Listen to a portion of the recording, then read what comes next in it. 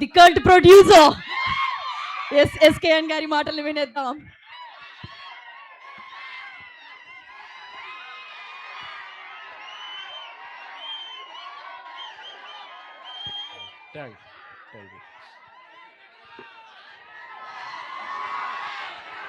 Thank you.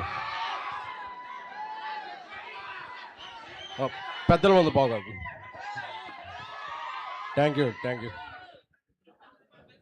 చిన్నతనంలో విజయవాడలో పెరిగాను.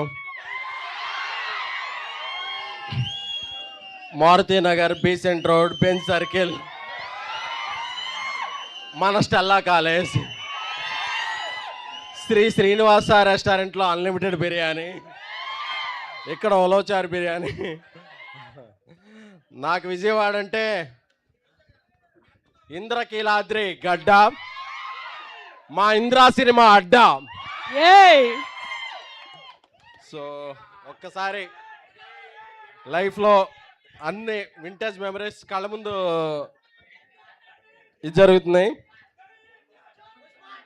Thank you. నా సొంత ఊరిలో ఫంక్షన్ చేసుకోవటం, మీ అందరినీ కలవటం చాలా చాలా ఇదిగా ఉంది.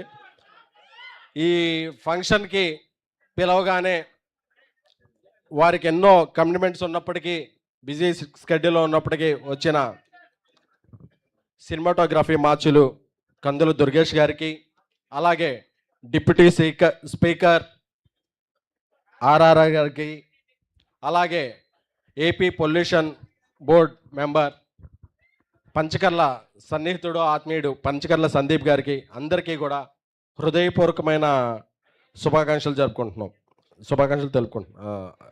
అభినందన. అంటే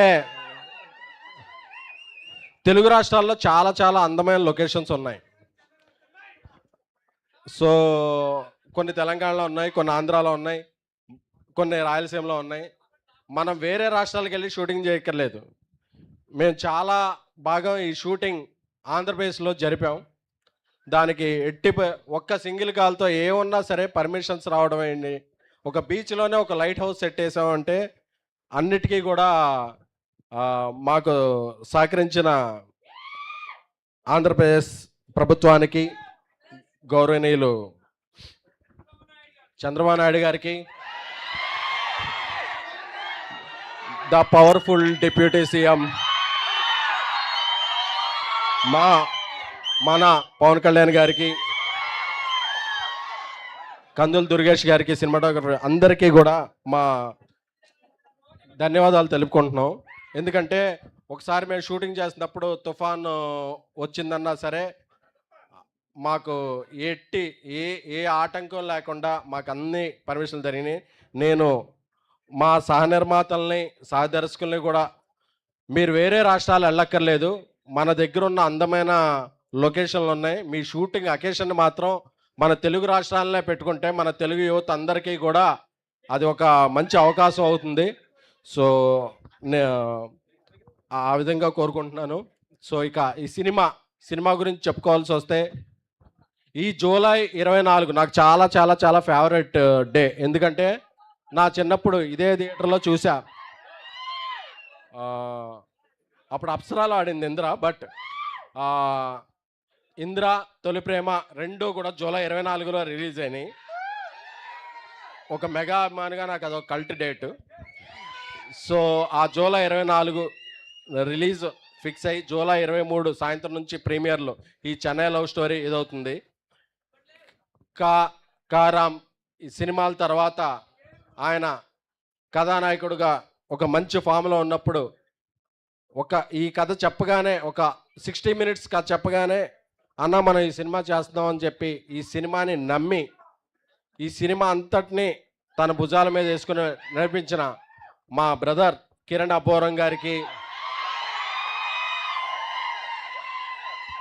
ఎందుకంటే ఆయన మీలో ఒకడు. ఎందుకంటే ఏ బ్యాక్గ్రౌండ్ లేకుండా ఏ గ్రౌండ్లో ఉంటే అదే నాది అనుకుని పైకి వచ్చిన కథానాయకుడు, ఒక నిర్మాత, ఒక దర్శకుడు, అన్ని రకాలుగా మల్టీ టాలెంటెడ్ పర్సన్ కిరణ్ అబ్బోర్ ఈ సినిమాని ప్రాణం పెట్టి చేశారు.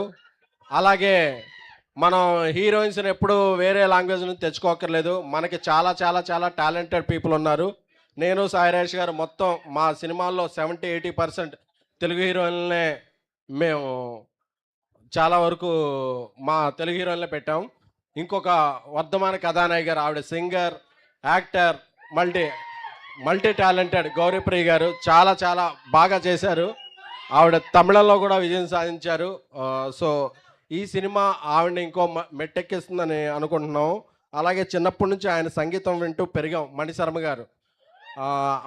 గారు సంగీతం మాకు ఇవ్వటం, అలాగే అనంత్ శ్రీరామ్ గారి పాటలు ఈ అందరినీ యువతరాన్ని ఉత్తేజపరిస్తే, అలాగే నా బ్రదర్ ధీరజ్ నా ప్రతి సినిమాకి నాతో వెంటుండి నన్ను ముందు పెట్టి తన నా వెనకాల బ్యాక్ బోన్లో ఉంటున్నాడు. Thank you Dheeraj.